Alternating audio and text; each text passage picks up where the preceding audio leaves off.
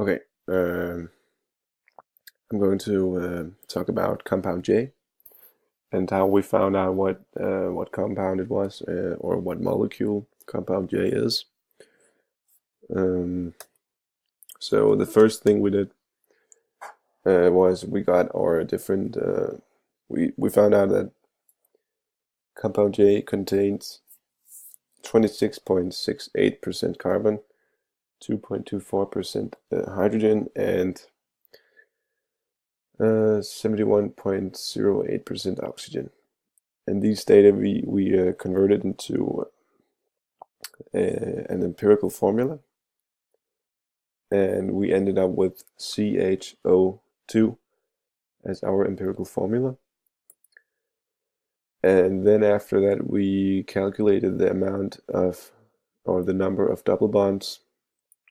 So first, we converted our number of atoms into these different data that we could put into this formula. And then we did that and put our different numbers into the formula, and we got the result 1.5, which is not really a number you can use for a number of double bonds, since you can't really have a half double bond. So we doubled our numbers, or number of atoms in our empirical formula, and then we tried again, and then we got 2, and this indicates that it was not the right empirical formula we used. So the second one we used must be right. And then we went to the lab and we started by testing whether the compound was miscible with water. And as you can see in the picture, it is miscible with water, meaning that our compound is hydrophilic. And after that, we measured the pH value. And as you can see in the picture, this is the actual piece of pH paper that we used to measure this. And it's very red. And this indicates that our pH value is around 1 or 2, which is very acidic. So we had an acid as our compound. And after that, we did the reaction with bromine, and we had no color change, meaning no substitute or addition reaction. And this means that there are no double bonds between two carbon atoms. So it's not an alkene. From this, we then learned that our double bonds that we calculated was between some other atoms and not carbon atoms. And then we did the reaction with dichromate, and here we had no blue or green color change. Instead, we got this, as you can see in the picture, we got this grayish purple color, and we realized that it was not the right reaction that we got, but instead we got the combustion reaction. And we did a redox reaction scheme for this. And as you can see, our compound actually donated some electrons, or it oxidized, which means it's a reducing agent. And this was what we learned from our reaction with dichromate. We didn't learn about whether it was a primary or secondary alcohol, but we learned that it was a reducing agent. But we already kind of knew it wasn't an alcohol because we got a very acidic, or we measured the compound to be very acidic with the pH paper. Next, we did the reaction with the 2.4 DNPH, or feeling and tolerance reactions. We got no reaction or no orange precipitate. So this is not a ketone or an aldehyde. Not much to say about this. Of course, this could be an aromatic compound, but we couldn't really know from this experiment.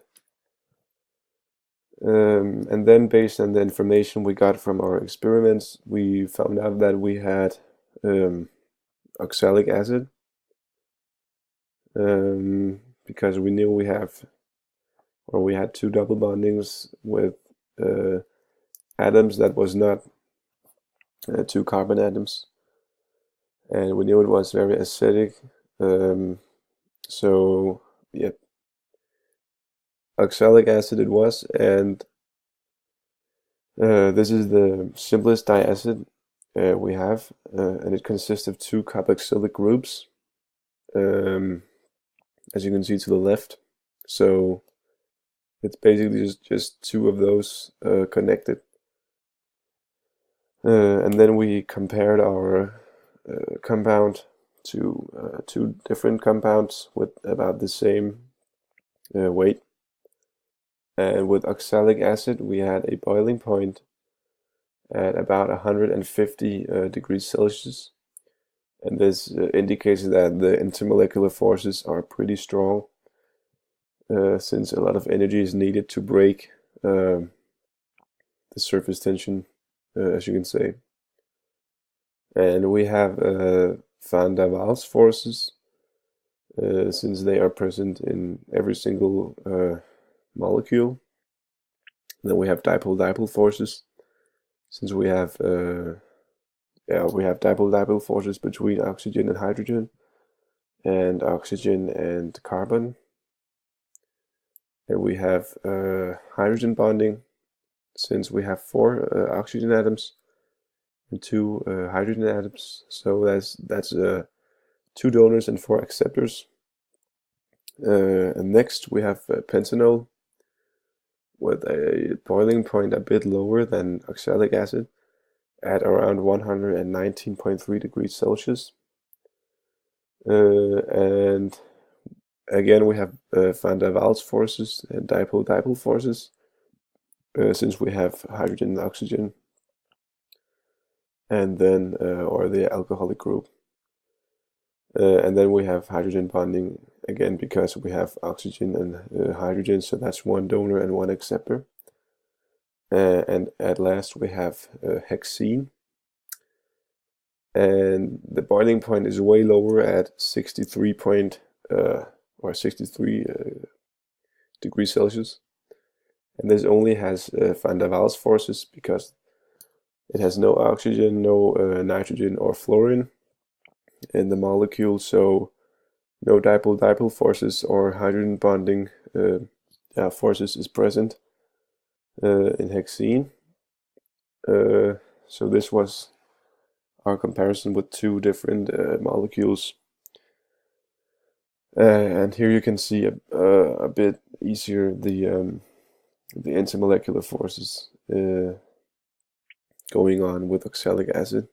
We have hydrogen bonding and the dipole-dipole forces. Yes, and then just a quick sum of the chemical and physical properties of oxalic acid.